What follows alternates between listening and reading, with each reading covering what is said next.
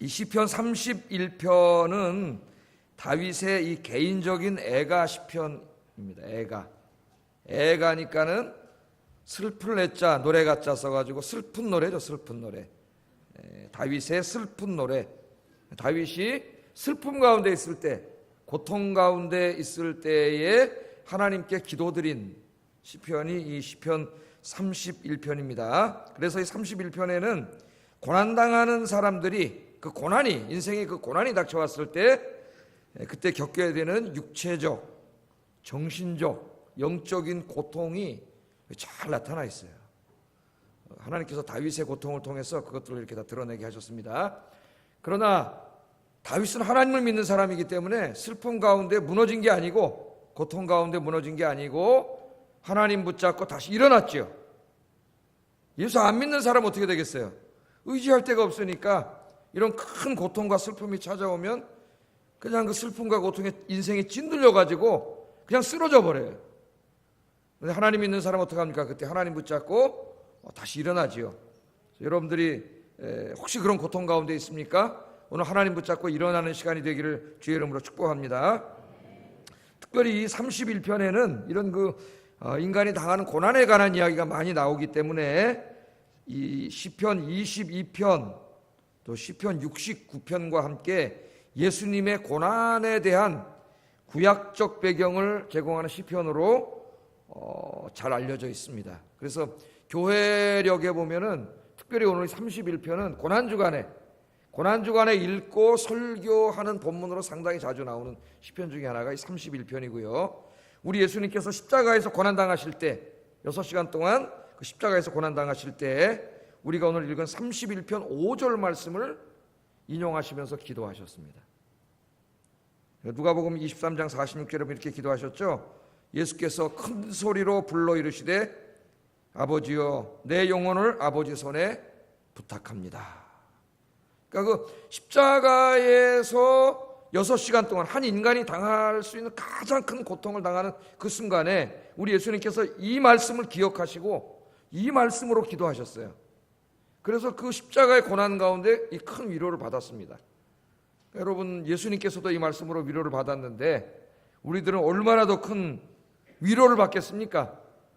그래서 오늘 이 31편을 제가 강의하는 동안에 저는 부족하더라도 하나님께서 여러분 마음을 위로해 주실 줄로 믿습니다.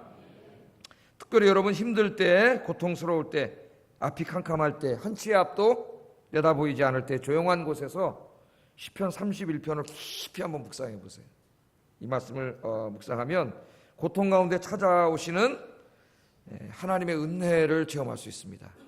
하나님의 은혜. 그래서 오늘 이 다윗처럼 이렇게 간증할 수 있어요. 19절에 우리가 아까 읽은 말씀이 뭐라고 간증했어요? 하나님의 은혜를 체험한 다음에 죽게 피하는 자를 위하여 인생 앞에 베푸신 은혜가 어찌 그리 큰지요. 어찌 그리 큰지요. 고통 가운데서 정말 죽을 것만 같았는데 그때 하나님 붙잡고 기도했더니 하나님이 고통으로부터 해방시켜 주신 거죠. 구원을 주신 거예요. 그 하나님의 은혜를 체험하고 나서 고백한 게 오늘 19절 우리가 읽은 이 말씀이에요. 주의 은혜가 어찌 그리 큰지요. 여러분 오늘 그런 은혜가 있기를 바랍니다. 여러분 인생에도 그런 은혜가 종종 있기를 주의 이름으로 축복합니다. 자, 시편 31편을 좀 한번 들어가 보겠어요. 이 말씀 좀 자세히 묵상을 해보겠습니다. 시편 31편은 이게 구조가 간단하게 구조가 되어 있는데 이 가운데 9절부터 13절 이 가운데에 다윗이 현재 그 당시에 당하고 있었던 고난에 대해서 상세히 설명하고 있습니다. 9절부터 13절이. 그러니까 그걸 하나 이렇게 형광펜으로 이렇게 묶어보세요. 9절 13절을 이렇게 묶어보세요. 거기서부터 설교를 할 거예요. 오늘 다윗이 당하고 있던 고난이 뭔지, 그리고 그 앞과 뒤로 있는 내용이 다 기도입니다. 1절부터 8절까지 기도고 14절부터 마지막 절까지 기도예요. 그러니까 다윗이 자기가 현재 당하고 있는 고난에 대해서 이야기하는 그 중간에 있는 말씀을 앞뒤로 해서 기도로 이 시편 31편이 그렇게 이루어져 있습니다. 이 칼빈 같은 사람은 성경을 해석할 때 원래 저자가 성경을 기록한 순서대로 하라 그래요. 원래 그렇게 할 이유가 있으니까 저도 대충 이제 그렇게 설교를 하려고 노력을 하는데, 오늘 이 시편은 이 다윗의 고난부터 설교하는 게 훨씬 더 효과적입니다. 그래서 그렇게 오늘 설교를 하겠습니다. 자, 9절부터 13절에 다윗이 그 당시 겪고 있던 육체적인 고통, 정신적인 고통, 영적인 고통이 잘 나타나 있는데, 먼저 9절을 한번 읽어보겠습니다. 9절 시작.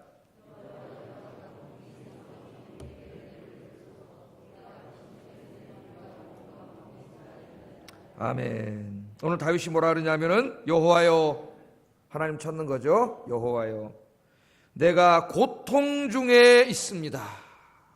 그래 기도하는 거예요. 하나님, 내가 지금 너무 힘듭니다. 그런 거죠. 그럴 때 있어요, 없어요, 여러분? 기도하실 때 너무 힘들 때 있잖아요, 인생이. 예? 해결책도 보이지 않고. 하나님 앞에 가서 그때 뭐 해야 됩니까, 여러분?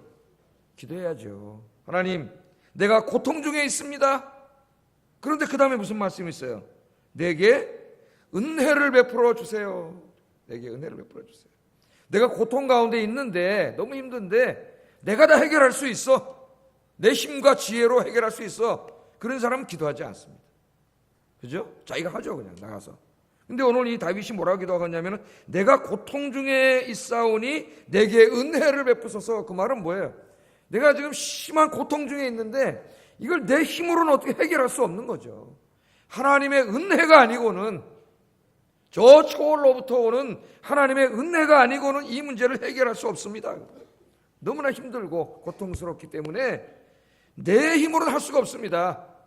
하나님의 은혜가 아니면 해결할 수 없습니다. 그렇게 얘기를 합니다. 그러니까 그 당시에 다윗이 당하고 있던 고통이 얼마나 힘든 것인가를 우리가 알 수가 있어요. 그런데 그 다음에 뭐라 그래요? 내가 근심 때문에 눈과 영혼과 몸이 쇠하였습니다. 여러분, 우리 인생에 고통이 몰려오면은 마음에 뭐가 생겨요? 근심이 생기죠. 근심과 걱정이 생기지 않습니까? 이 근심과 걱정이 어떻게 돼요? 우리 인생을 장악하고 짓누르고, 그죠? 결국 우리를 우울하게 만들고 우리를 병들게 해요.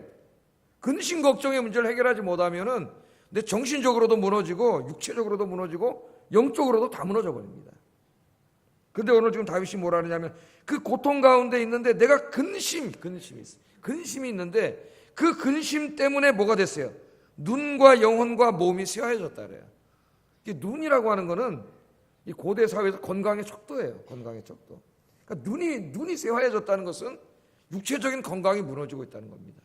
여러분, 그렇지 않아요? 너무 힘든 일이 인생에 생기면은 근심 걱정이 막 우리 안에 생기고, 그 근심 걱정이 가득 차 있으면 어떻게 돼요? 우리 병 걸려요, 몸이. 예? 눈도 어두워지고 몸이 힘이 쭉 빠지고, 그죠? 예? 그 다음 정신적으로도 근심 걱정에 짓눌려 있고 영적으로도 무너져요. 그러니까 몸과 영혼과 정신이 다 무너진 상태예요. 지금 너무 힘들어서. 그 힘든 일이 뭔지는 우리가 잘 알지 못합니다. 뭐 신학자들에 따라서 사울에게 쫓겨다닐 때 이런저런 얘기를 하지만은, 우리가 정확히는 알지 못하지만은, 하여튼 우리가 아는 것은 너무나 힘든 가운데 있다는 걸 알 수 있어요. 자, 그 다음에 10절에 또 이렇게 더 자세히 이야기합니다. 10절 한번 읽어보겠습니다. 시작.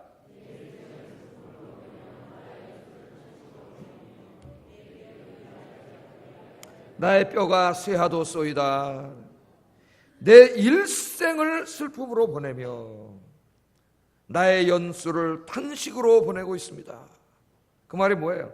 지금 이 고통 때문에 근심 걱정이 몰려오고, 그래서 눈만 뜨면 하루 종일 눈물만 나고 슬퍼. 자기 연민에 빠진 거죠.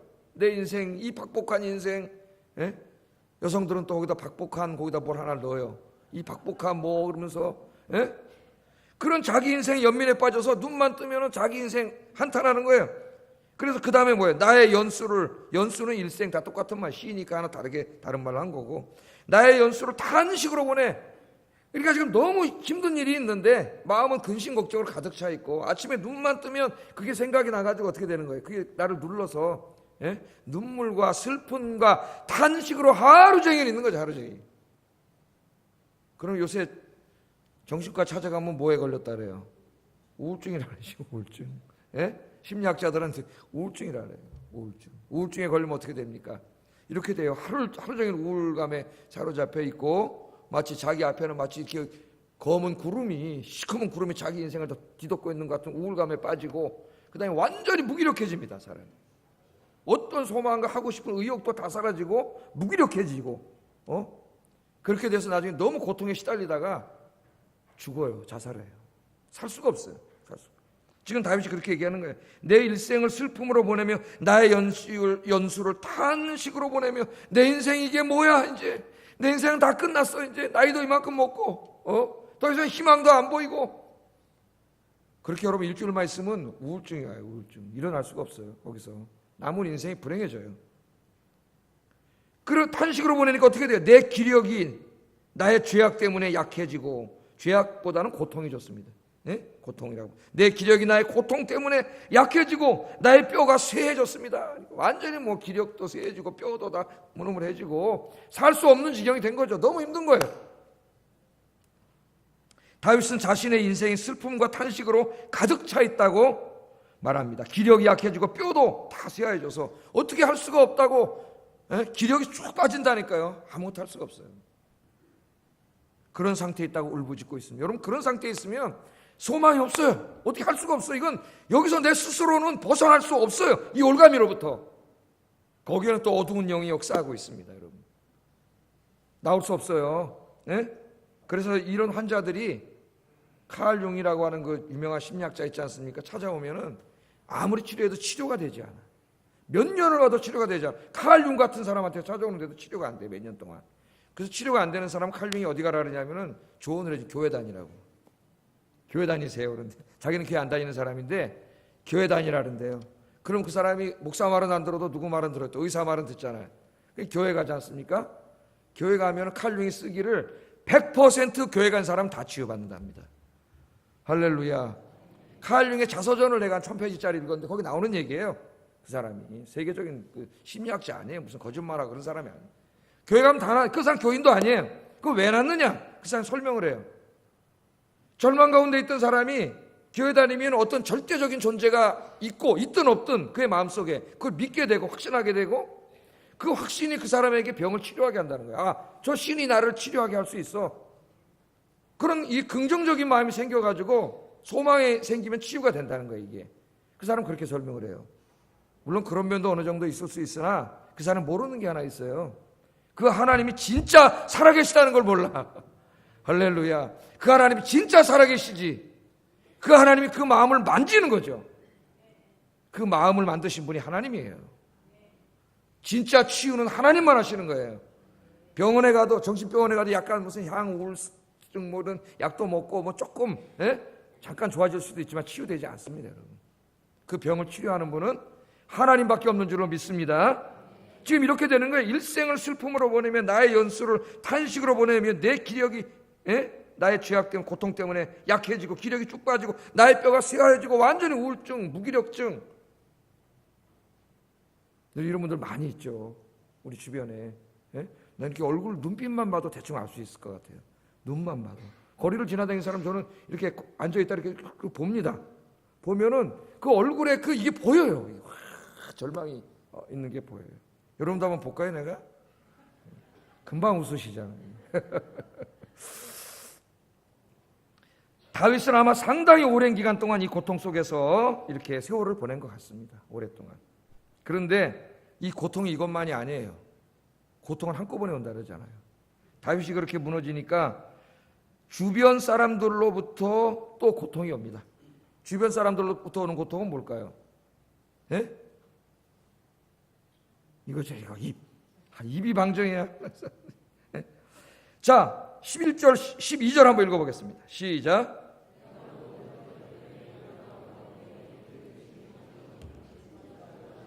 길에서 보는 자가 나를 피하였나이다. 내가 잊어버린 바 됨이 죽은 자를 마음에 두지 아니한 같고 깨진 그릇과 같습니다. 자, 다윗이 이렇게 고통 가운데 있으니까 그동안 다윗을 싫어하던 사람, 다윗과 이렇게 대적하던 사람, 다윗을 시기하던 사람들이 야, 요놈 잘 됐네. 그거 봐라, 쌤통이다. 그런 얘기하는 소리가 들려온단 말이에요. 이것도 너무 힘든데 그 사람들 이렇게 밀려오니까 얼마나 힘들겠어요, 여러분. 더 힘들겠죠. 그런데 그 사람들은 그래도 또 원래 자기를 싫어하던 사람들이니까 그런다 치고 더 힘든 일은 또 뭐예요? 내 이웃에게 심히 당했다 그랬어요. 내 이웃은 뭡니까? 나랑 가까이 지내던 사람, 내가 친하다고 생각하는 사람, 내가 그래도 친구처럼 생각하는 사람, 그런 사람들이 뒤에서 보니까 또 이러고 있는 거예요. 그게 더 힘들죠. 배신감이 확 몰려오잖아요, 사람.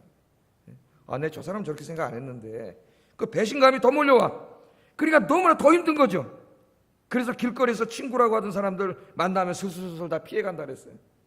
다 피해가지 않습니까? 맨 처음에 내가 너무 힘들면 한두 명이 좀 전화도 해주고 힘내라 좀 도와주기도 하고 그럴지 모르지만은 한두 번이지 그것도. 그 다음에 계속 오래가면 어떻게 돼요?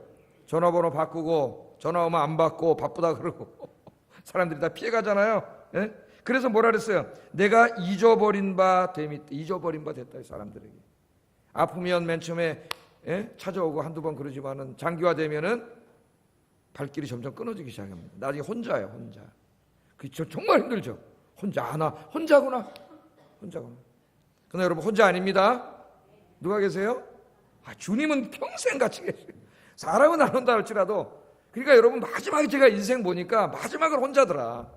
저 어머니 아버지 다 이렇게 가시는 거 보니까 아무리 친구가 많고 뭐 늙으면 친구가 많고 돈이 많고 뭐 이래야 된다잖아요. 어느 정도 다 좋은데 그러나 마지막은 혼자예요. 마지막 혼자 가야 돼요. 부부도 같이 못 가요. 마지막은 혼자야. 그러면 그 마지막에 누가 같이 있다는 걸 확신해야 돼요. 하나님이 함께 계시다는 걸 확신해야 돼요. 이거 놓치면은 사람 돈 그거 잠깐 없어져요. 그건 말년에 큰일 납니다, 여러분. 하나님이 계시, 하나님 안 없어지세요.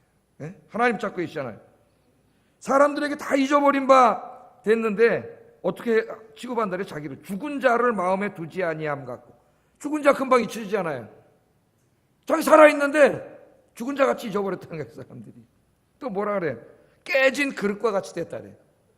그릇을 이렇게 딱 이쁘면 이렇게 해가지고 물 따라서 제가 이렇게 물도 먹고 그러는데 이거 딱 깨지면 버리잖아요.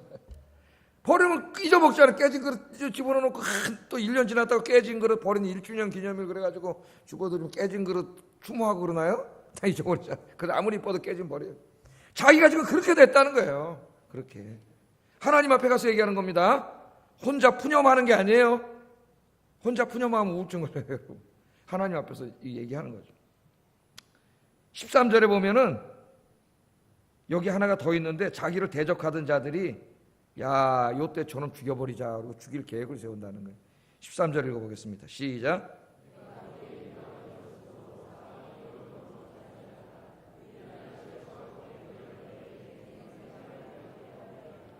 이게 9절부터 13절까지 그 당시에 자기가 처해 있던 그 고통에 대해서 다윗이 이야기한 겁니다. 여러분 이 고통 속에 내가 있다고 한번 생각을 해보세요. 내가 있다고. 지금 그 고통 속에 있다고 얘기한 거예요. 계속되는 고난, 고통 때문에 몸과 마음과 영혼이 다 무너져 버렸습니다.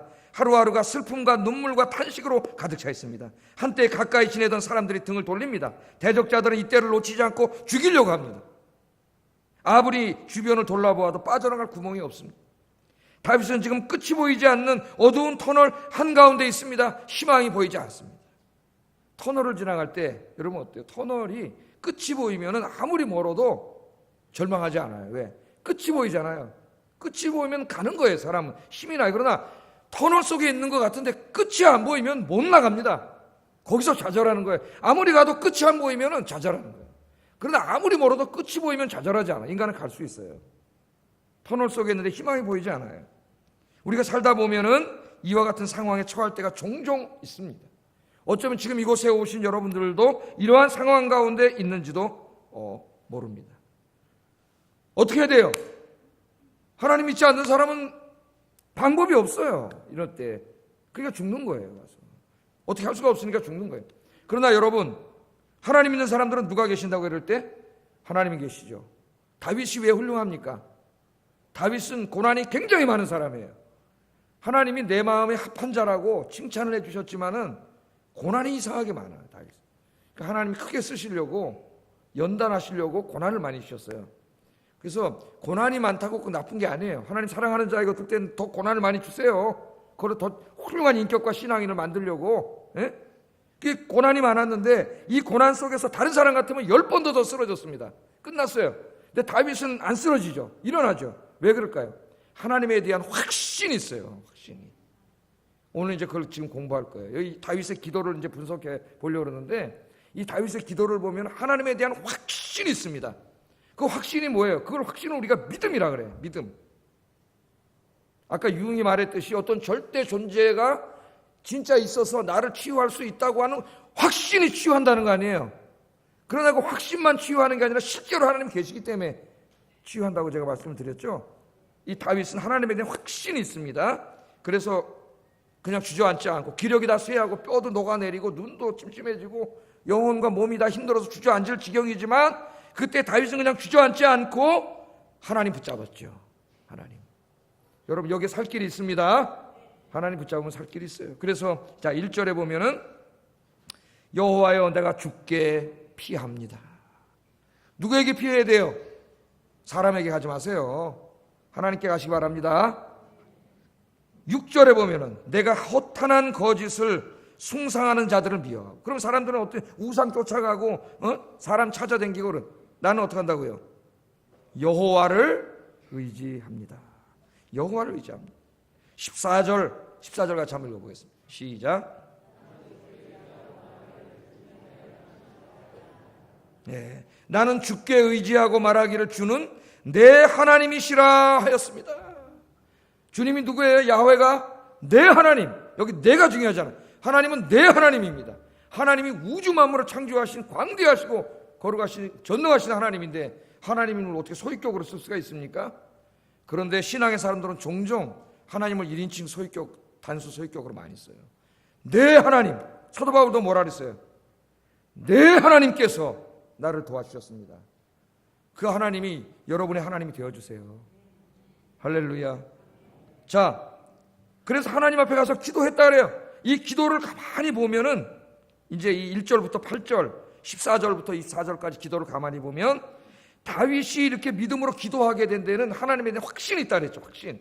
세 가지 확신을 좀 생각해 보려고 해요. 세 가지 확신이 있었습니다. 어떤 확신을 가지고 있었느냐? 첫째, 다윗은 하나님은 신실한 하나님이시다. 하나님은 언약하시고 약속하신 것을 반드시 지키시는 신실한 하나님. 이 확신이 있었기 때문에 기도의 자리로 나갈 수가 있는 거예요. 이게 굉장히 중요한 거예요. 여러분 5절 읽어보겠습니다. 5절 시작.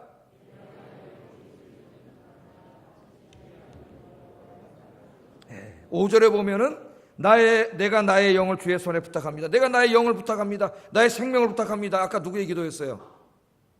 누가 기도했다 그랬어요? 제가 예수님이 이거 기도했다니까. 십자가에서 6시간 동안 매달려서 이제 죽을 때, 그때 이 다윗이 한 이 기도, 다윗이 이 극심한 고통 중에 드렸던 기도, 내가 나의 영을 주의 손에 부탁합니다는 이 기도를 예수님이 드렸다니까요. 여러분, 그 기도를, 내 생명을 부탁하는 기도를 드리려면은 그분에 대한 뭐가 있어야 돼요? 절대적인 신뢰와 확신이 있어야 되는 거죠. 그래서 나의 손에 부탁합니다. 주의 손에 부탁합니다. 그 다음에 뭐가 나와요? 진리의 하나님. 그래요. 진리의 하나님. 그 진리하는 줄을 쳐보세요. 하나님을 진리의 하나님이라 그래요. 진리의 하나님. 하나님이 진리의 하나님임을 확신하고 있는 거예요.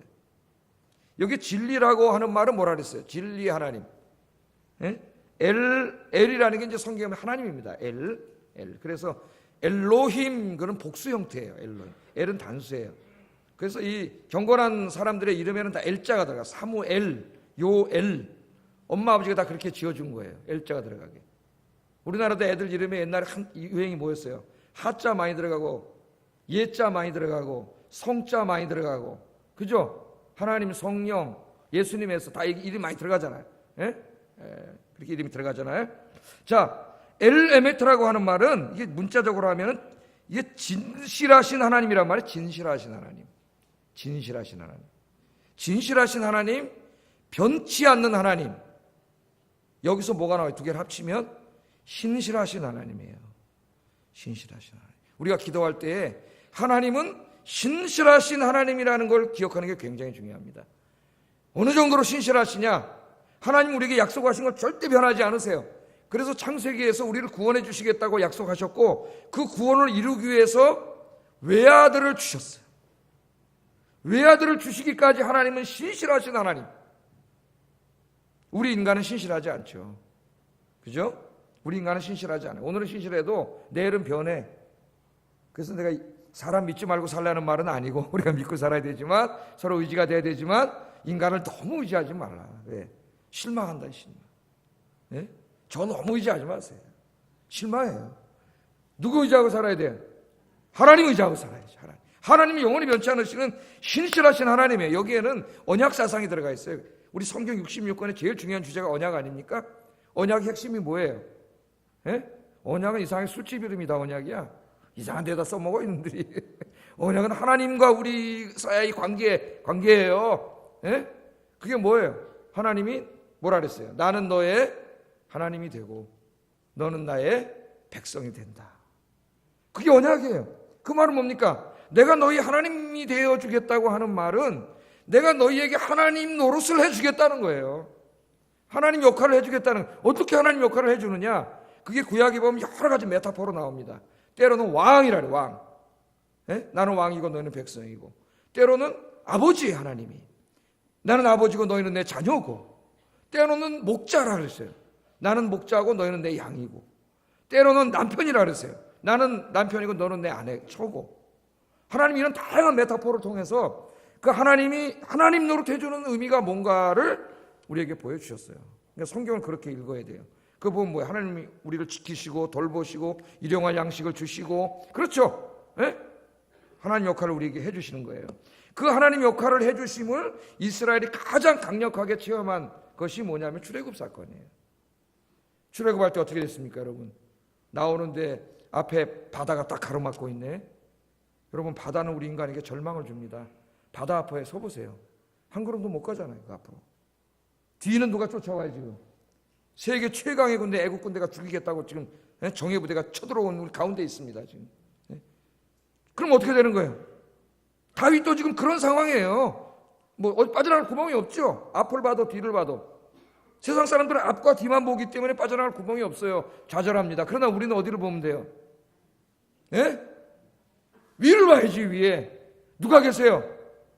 하나님이 계시잖아요. 하나님. 그래서 모세가 하늘을 향해 손을 들고 기도했더니 하나님께서 밤새도록 바람이 불어가고 어떻게 바다를 쫙!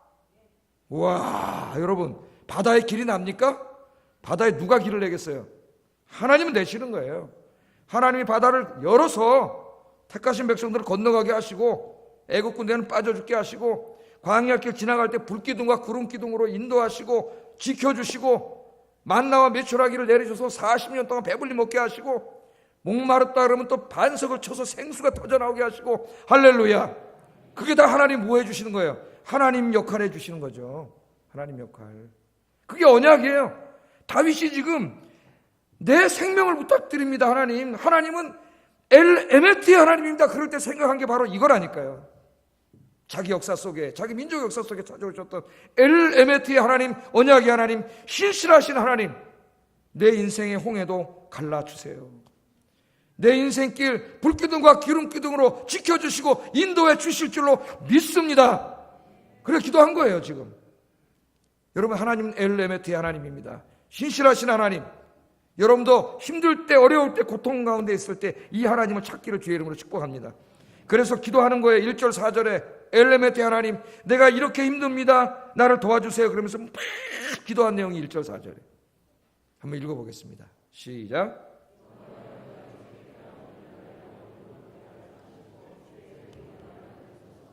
내게 귀를 기울여 속히 건지시고 내게 견고한 바위와 구원하는 산성이 되소서. 주는 나의 반석과 산성이시니 그러므로 주의 이름을 생각하셔서 나를 인도하시고 지도하소서. 그들이 나를 위하여 비밀이 친 그늘에서 빼내소서. 주는 나의 산성이십니다.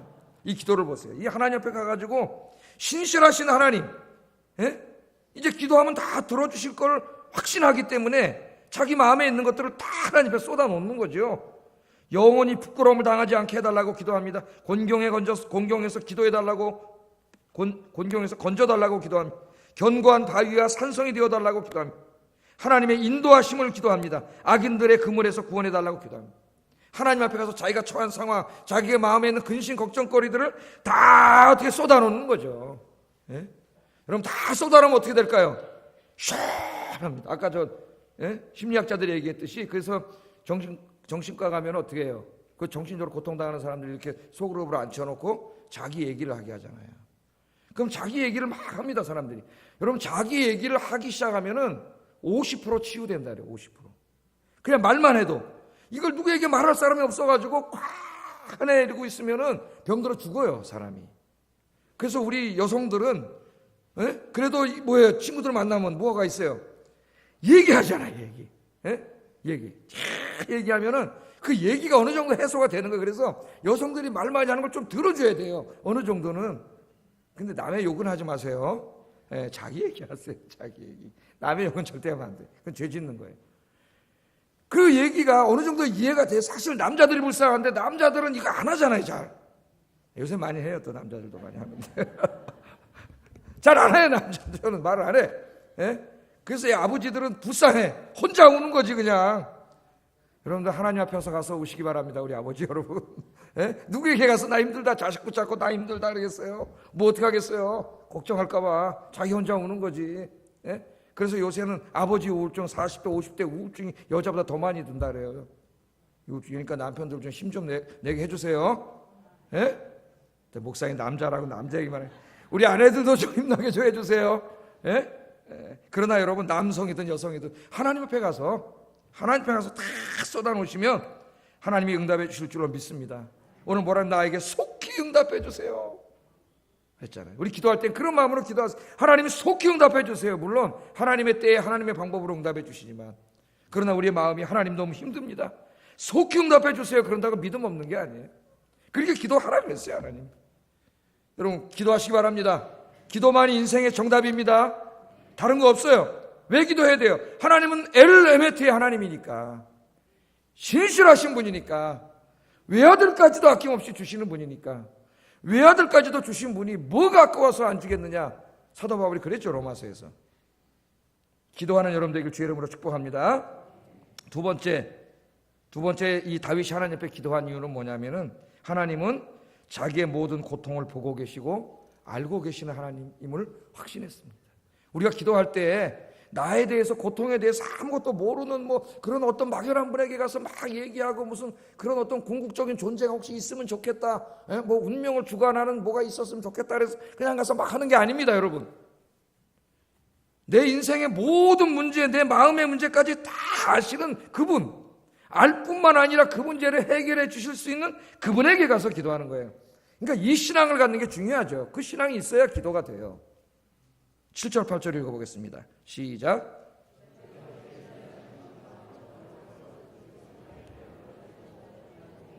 내 영혼을 아셨으며 나를 원수의 수중에 가두지 아니하셨고 내 발을 넓은 곳에 세우셨음이니이다. 뭐라 그래요?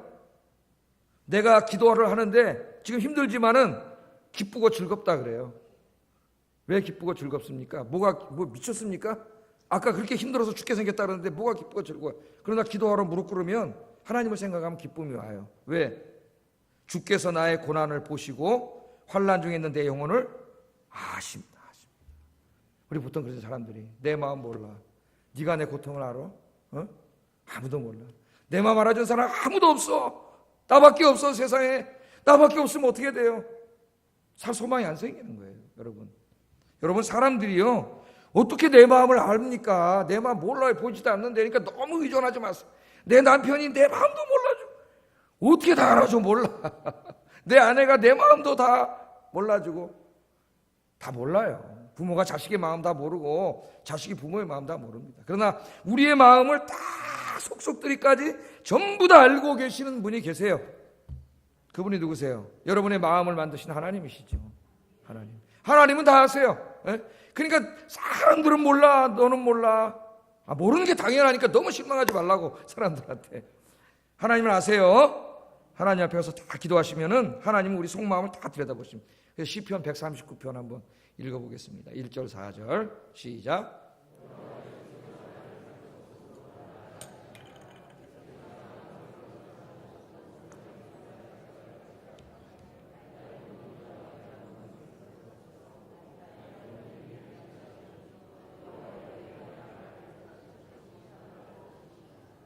아멘입니까?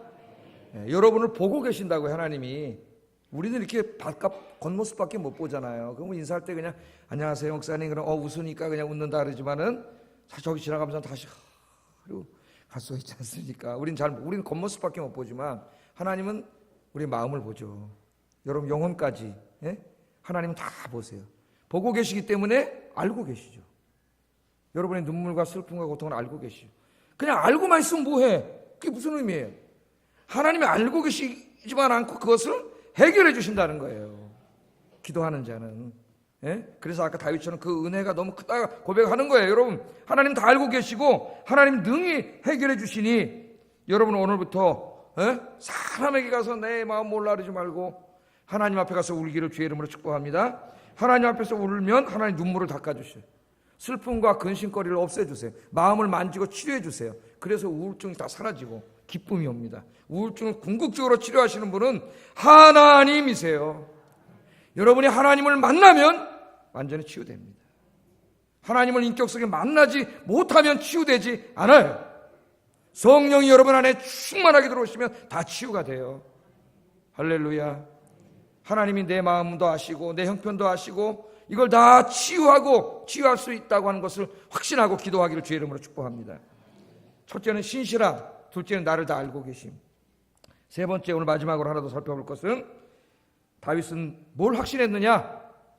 하나님이 자기 인생의 주관자이심을 확신했습니다. 15절 16절 읽어보겠습니다. 시작. 나를 핍박하는 자들의 손에서 나를 건져주소서. 주의 얼굴을 주의 종에게 비추시고 주의 사랑하심으로 나를 구원하소서. 그렇게 기도합니다. 여기 제일 앞에 있는 게 중요해요. 나의 앞날이 주의 손에 있습니다. 지금 왜 기도하고 있는 거죠? 나의 앞날이 내 손에 있으면 기도할 필요가 없겠죠. 내가 하면 되는데. 근데 다시 뭐라고 고백하는 거예요 지금? 나의 앞날이 나의 손에 있는 게 아니고 내가 어떻게 할 수가 없어. 누구의 손에 있다래? 주님의 손에 있습니다. 그렇게 믿습니까? 그럼 기도하지 않을 수가 없는 거예요. 예? 이 믿음이 기도의 자리로 이끄는 거예요. 여기 내 앞날이 주님의 손에 달렸다는 말은 내 수명이 주님께 달렸다는 말이 아니고 나의 삶이 주님께 달렸다. 나의 미래가 하나님의 손에 달렸다 그런 말입니다. 이것은 매우 중요한 신앙 고백입니다. 우리의 인생, 우리의 미래는 우리에게 있지 않습니다. 전적으로 하나님께 달려 있어요. 내 힘만으로, 내 경험만으로, 내 지혜만으로 우리의 미래를 만들어 갈 수 없습니다. 우리는 내일 내 인생에 무슨 일이 일어날지 알지 못해요. 오늘은 잘 나가지만 내일 무슨 일이 벌어날지 우리가 어떻게 합니까? 우리는 내일 일을 알지 못해요. 내일 일은 무슨 내일 일이에요. 한 시간 후에도 뭔 일이 벌어질지 몰라요. 우리의 내일을 책임지시는 분은 하나님이세요. 그러므로 우리는 기도해야 돼요. 기도하지 않고 어떻게 내가 살아갑니까 여러분? 예? 기도하셔야 돼요. 어떤 분이 얘기합니다. 목사님 요새 좀 너무 바빠서 바쁜 일 좀 조금 좀 잠잠해지면 기도하러 나가겠습니다. 어리석은 자예요. 어리석은 자. 여러분 인생에 기도보다 바쁜 일 없어요. 기도보다 긴급한 일이 없습니다. 여러분의 내일이 하나님께 달려있는데 내가 바빠서 기도는 바쁜 일 끝나면 기도를 하겠다니 그건 무슨 얘기입니까? 다시 말해 내 인생은 내가 알아서 살겠습니다 그 말이에요. 하나님 내 인생에 간섭하지 마세요. 내 힘으로 살아갈 테니까 그렇게 선언하는 거예요. 그래서 기도하지 않는 것은 교만한 자예요. 왜? 하나님의 도움이 필요 없기 때문에 기도하지 않는 거예요. 내 인생은 얼마든지 내가 살겠습니다. 내 자식, 내 가정 내가 살겠습니다. 난 기도 안 할 테니까 하나님 내 인생 개입하지 마세요. 그게 기도 안 하는 사람이에요 여러분. 내 인생이 하나님께 달려있다고 믿는 사람은 기도하지 않을 수가 없어요. 하나님 앞에 무릎 꿇고 기도합니다. 기도해요. 이 인간의 이런 불신앙적인 태도를 가장 잘 보여주는 게 탕자의 비유죠. 하나님 없이도 내가 얼마든지 잘 살 수 있어. 그래서 탕자가 어떻게 아버지한테 가가지고 아버지 내 재산 주세요. 나 더 이상 아버지 밑에서 아버지 보호받고 아버지가 공급해주는 밥 먹고 이렇게 살기 싫습니다. 그래서 아버지한테 가서 재산 받아 바깥으로 나가서 다 탕진하고 진짜 자기 멋대로 살았지. 아버지랑 단절돼가지고 아버지와 독립선언. 예? 우리 인간이 하나님하고 독립선언했잖아요. 하나님 의지하지 않겠습니다. 우리끼리 살겠습니다. 특별히 계몽주의 시대가 오면서 하나님은 죽었다 그러고 우리끼리 살겠습니다 그랬잖아요. 그렇게 산 결과가 뭡니까? 행복해졌습니까? 탕자가? 나중에 돼지 우리에 들어가서 주업 열매 먹었어요. 하나님 떠난 인생의 결과는 돼지 우리간에서 돼지가 먹는 열매 먹는 인생이 될 수밖에 없어요. 우리 인생이 지금 그렇지 않습니까? 여러분 우리의 인생은 하나님께 달렸어요. 아버지께로 돌아가니까 어떻게 아버지가 잔치 열어주고 새 옷 입혀주고 아들로 다시 삼아주고 이런 일이 벌어지잖아요. 모든 게 회복되는 거예요. 탕자가 나중에 뭐라고 고백합니까? 누가복음 15장 17절 읽어보겠습니다. 시작. 나는 여기서 주려 죽는구나. 내 아버지에게는 양식이 풍족한 품꾼이 얼마나 많은가. 나는 여기서 주려 죽는구나. 아버지 앞에 풍족하게 있는데 어디 가서 살겠다 그러는 거예요. 내 아버지 집에는 풍족한 게 있는데 깨달은 거예요. 탕자는 그래도 행복한 사람입니다. 왜? 돌아갔잖아요. 아버지 앞에. 기도의 자리로 돌아가는 이 시간 되길 주의 이름으로 축복합니다. 예수님께서 이렇게 말씀하셨죠. 그 유명한 말씀 마태복음 7장 7절 11절 아버지께 구하라 그랬어요. 기도하겠습니다. 읽어보겠습니다. 시작.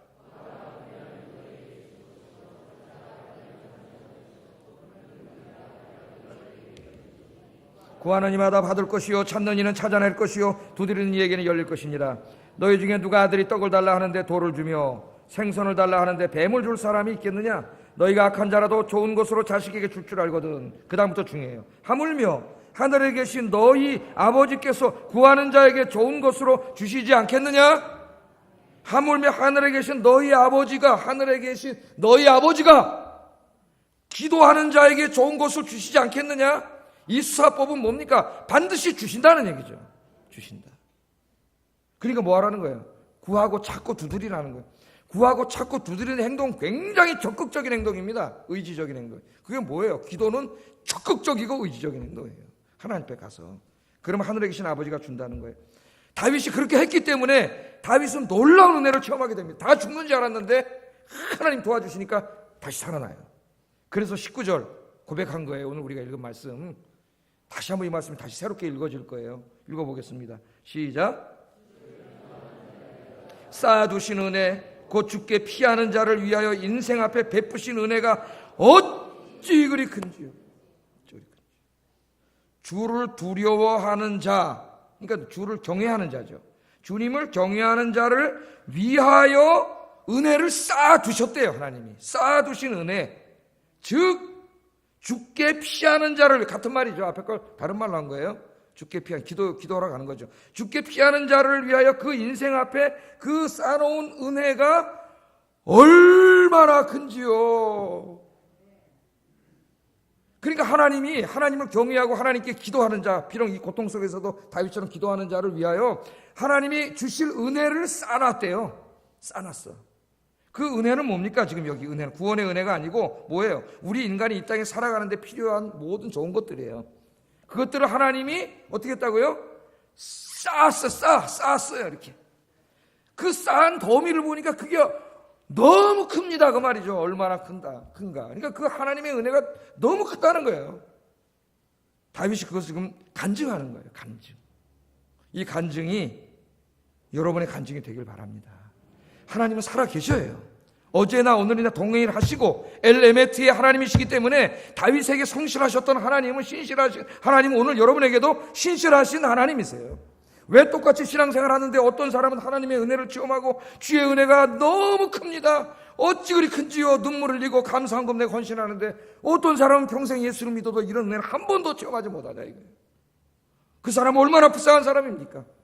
하나님 살아계신데 여러분은 다 체험하시기 바랍니다. 날마다 그래서 찬송이 나오고 이제 찬송해요. 21절 23절에 찬송이 나오고 감사가 나오고 그래서 이런 사람은 항상 눈물이 나와. 슬퍼서 눈물이 나오는 게 아니라 감사해서 눈물이 나와요. 모든 게 하나님의 은혜예요. 모든 게. 제가 언젠가 겨울 1월 달에 1월 초에 뉴스를 보는데 날씨가 굉장히 추웠습니다. 그때. 근데 무려 1600m가 넘는 덕유산 향적봉 올라가 보신 분 계세요? 덕유산 향적봉에 그 정상에 올라가는 사람들이 뉴스에 나왔어요. 그 추운 날 1월 초에 올라가더라고요. 그 왜 올라가나 이 추운 날. 그 꼭대기 1600m를 올라갔더니 거기 큰 돌무대기가 있더라고요. 그 돌무대기에다가 종이에다 써가지고 쫙 붙여놓은 사람들이 뭐 붙여놨을까요? 소원을 비는 거. 올해는 이렇게 해주세요. 그리고 거기다 다 붙여놨어요. 정말 그들의 정성은 가상하다. 저 추운 날 저 1600m 꼭대기로 올라가가지고 그 종이를 돌에다 붙여놓고 도대체 누구한테 이뤄달라는 걸까요? 정성은 갸륵하나 누가 그 소원을 들어주겠습니까? 소원을 들어줄 자가 누가 있겠어요? 여러분, 그러나 우리는 그들의 정성을 본받아야 돼.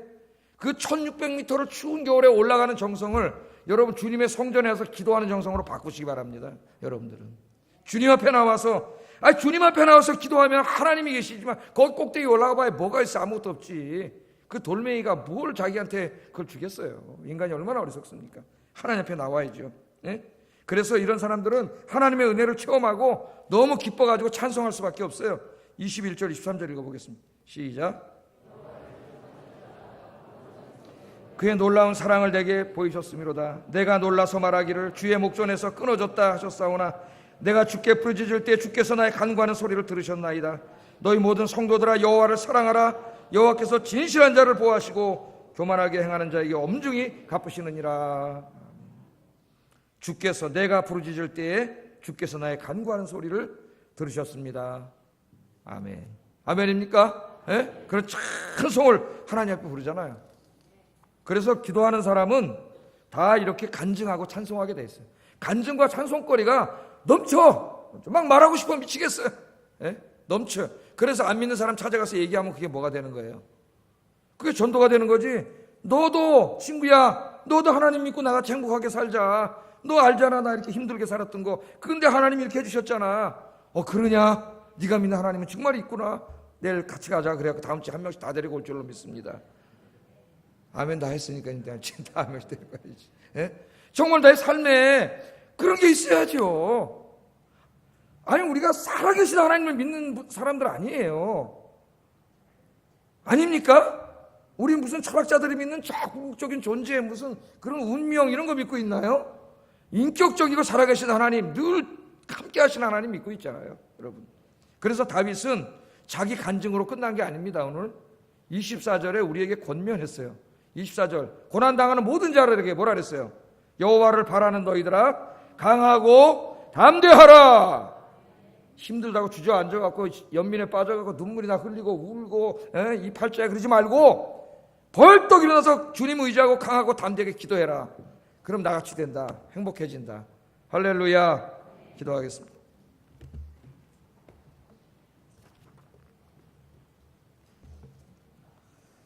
기도할 때 중요한 게 있습니다. 하나님에 대한 신앙, 확신이 있어야 돼요. 하나님은 신실하신 하나님, 우리의 형편과 처지를 다 알고 계시는 하나님, 우리의 삶을 주관하시고 복주시는 하나님임을 확신하는 믿음을 주세요. 첫 번째 이걸 기도하세요. 믿음이 있어야 돼요. 믿음이.